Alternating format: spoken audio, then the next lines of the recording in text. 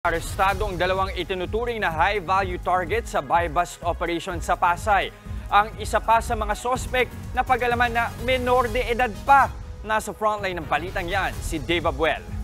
Kayo ay may karapatang manahimik kung sa wala kay Bok. Ano man ang iyong sasabihin ay maaaring gamitin pabor o laban sa inyo. Agad na pinusasan ng dalawang lalaking ito nang mahuli sa buy-bust operation sa Barangay 111, Pasay City. Itinuturing na high-value individual ang mga sospek na edad 16 at 20 anyos. Nakuha sa dalawa ang higit kumulang 100 gramo ng hininalang shabu. May street value yan na 680,000 pesos. Ayon sa pulis, target talaga ng operasyon ang minor de edad na pusher.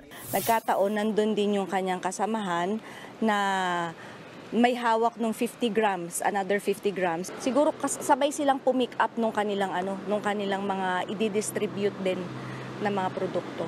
Natunto ng dalawang sospek sa tulong ng isang asset sa inisyal na investigasyon sa tagigpan ng gagaling ang supply ng mga sospek. Ayon sa report ay nagbabagsak ng kanilang mga produkto, yung mga kontrabando nila sa areas ng Makati, Cavite at saka ng Pasay. Naging matipid naman ang sagot ng 20 anyos na sospek nang makaharap ng media nang tanungin kung kanya ba ang ilan sa mga nasabat na droga.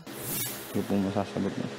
Maharap ang nasa hustong edad na sospek sa reklamong paglabag sa Comprehensive Dangerous Drugs Act. Ito turn over naman sa bahay pag-asa ng DSWD ang minor de edad na sospek. Nagbabalita mula sa frontline, Dave Abuel, News 5. Mga kapatid, Jess De Los Santos po, huwag magpahuli sa mga umaaksyong balita at napapanahong issue sa bansa.